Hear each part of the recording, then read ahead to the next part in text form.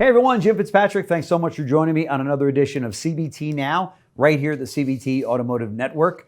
No matter what part of the auto industry you are in, there is something for you at this year's ASOTU Con, happening next week, May 13th through the 16th in Baltimore, Maryland. Joining us now are the minds behind it, Paul Daly, who's the founder and CEO of ASOTU, and Kyle Mountsier, who is the partner and COO of ASOTU. The two, as I said, the two great minds behind this incredible event that is now, Paul, what is this, number 3 or 4 that for the number conference? 4. Number 4. Wow. Congratulations. We actually had 2 in 1 year when we decided to move it from September to May, but Okay.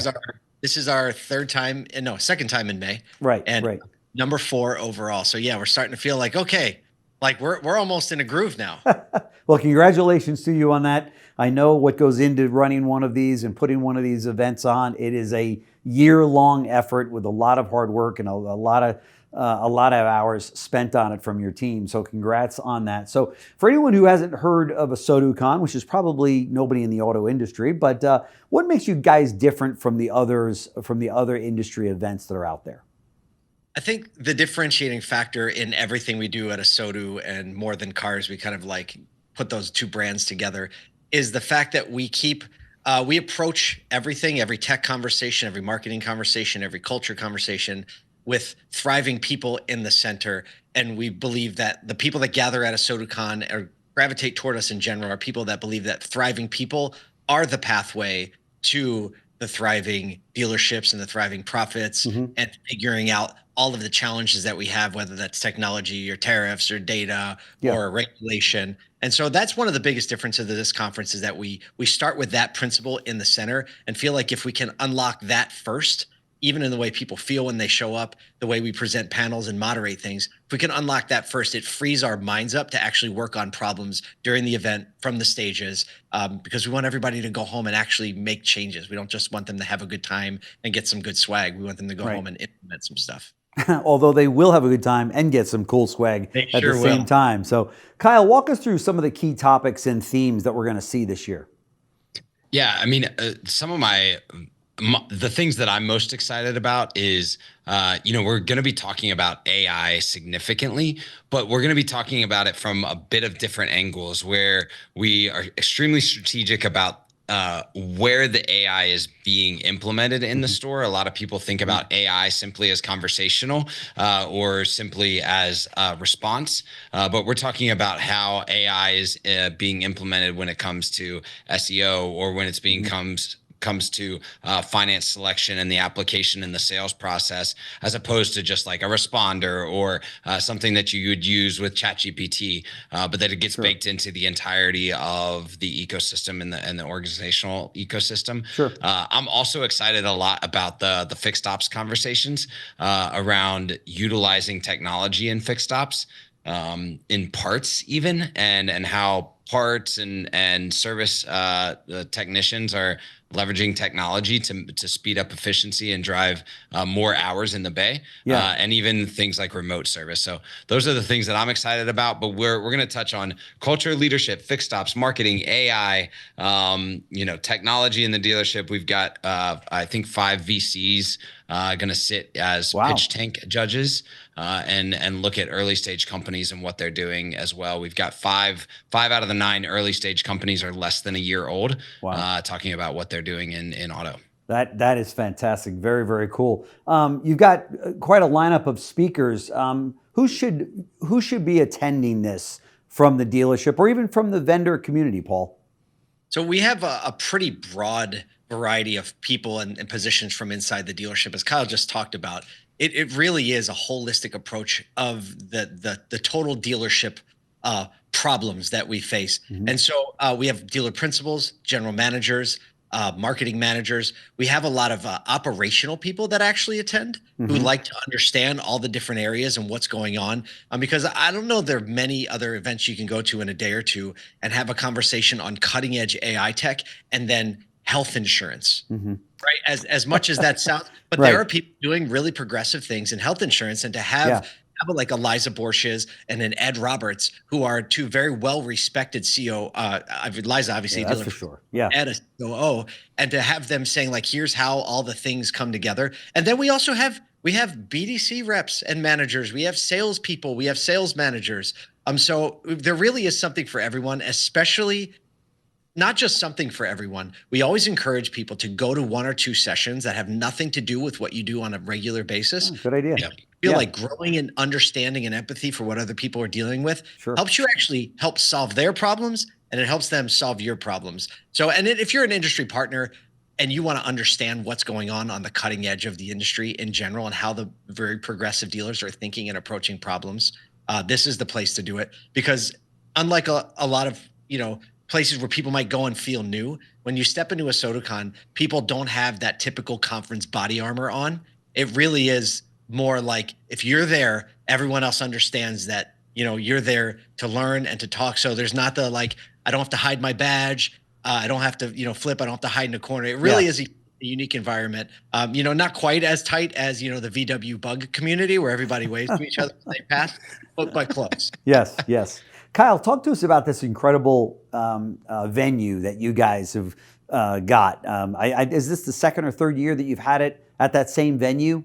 Yep. Yeah. So it'll be the third time we're back at the venue. We've adjusted and changed some of the ways that we use the space every single year. And, for us, it's really about activating your senses alongside of activating what your mind is able to consume. So we really want to think about the entirety of the production, what it feels like to walk in, what it feels like to sit in a stage, and not just say, oh, this is 4 white walls, a little projector, and maybe you can hear the speaker because the audio isn't on. We dial in every single stage, we dial in every single experience. And so when it comes to the way that we consume multimedia and injecting that into a conference experience, it's really important to us. And so everyone kind of congregates around a center area, and every single part of it literally drops off that main center area. So that speed of connection is really possible because you never kind of get lost on the second floor somewhere, a little bit of ways away. Everything centers around one spot, and then every connection comes off of that. Yeah. And we're showing some pictures of it and videos of it right now. It looks as much like a rock concert taking place as it does an automotive conference, which I think is a really cool idea. And I've got to believe, actually, Kyle, that Alan Crutch yesterday, I was with him, and he said to me, I think we should call this confroutainment. Somewhere between a conference and entertainment. That's right. It really opens up the senses. Yeah, it definitely is a very cool setup that you guys have there, and I can see why you've chosen this venue, year after year. Will it always be at this venue? Is that kind of like a mainstay now? Oh, as much as we would like to say yes because we're comfortable with it, it's likely we're going to outgrow the venue this year or next year. So next year, if we stick with it, maybe the last year. We just run into, if you're going to have a concert in this venue, you can fit a lot of people. But when you're doing conference mode and you need people seated and fed, it's a little more complicated. But I'll tell you what, it's going to take us a while to find another venue, if we even can, that will duplicate as ideal as this one is. And it will cost you a small fortune to set the new venue up if you got to, right? To try to beat that. But it is an amazing conference for sure, and this is one that I think dealers and dealer personnel managers and such vendors. I mean, this is, you got something for everybody in the auto industry, right? I mean, this is for everyone in the automotive space. You've done a great job of it. Do you know now? I guess there's probably a percentage that you guys probably know of those where this is their second, third, or fourth time. There's probably a number of people that have been there since the beginning. There are a few OGs that this will be their fourth. OGs. Third, second. I don't know. I don't have a percentage. I think the list is a little over 50 that have been to all three and have ticketed on the fourth. That's impressive. So that speaks volumes of the quality of the event. Yeah, so I think there'll be more by the end of it, but that's kind of like the current. That was last week actually that I was looking at the repeat attenders. That's right. Well, right now dealers are trying to get their hands around the situation with tariffs. I know you guys do an incredible job of talking about that each day and covering that as we do here at CBT News. But will you have anything specific on tariffs? I mean, will there be like a tariff booth that dealers can go into? Tariff confessional. Go in the booth. Tell us your problems. That'd be amazing. I think you got to have some kind of like maybe a Trump impersonator or something that just says. We actually talked about that. Like if we could get a really great Trump impersonator, that would probably just totally steal the show. That's right. That's right. But now that you're saying that, could you imagine, Kyle, opening session? Can you imagine? Wow, yeah. That'd be great. Play the presidential music and have the Trump impersonator walk out. What a mess. I think it'll be a thread through some of the conversations, especially this more sales oriented or the parts oriented stuff. For sure. You know, I was actually at Brian Pash's, who we all know, Digital Marketing Strategies Conference last week. And it was rarely said. I told Paul, I said, I think I heard the word tariff twice. I think people are just starting to get used to the fact that as an industry, we're in constant mode of change. And if we can get the basics right, then we can let change kind of overlay that and not have to worry about it as much. And I think that dealers are kind of coming to the realization after the last 4 or 5 years that, you know, we can tackle anything. Tariffs, bring it on. Well, as you know, Senator Bernie Moreno, who, you know, we've all talked to now in the industry, he says this is a blip on the radar and we're not even going to be talking about it a year from now. So I hope he is right about that. Right? Me too. Me too. We will. It's funny, interesting. We will have the governor of Maryland will be there. Oh, that's cool. Yeah, because Maryland Auto Dealer Association is hosting a big meeting prior to day 2. So the governor's coming in.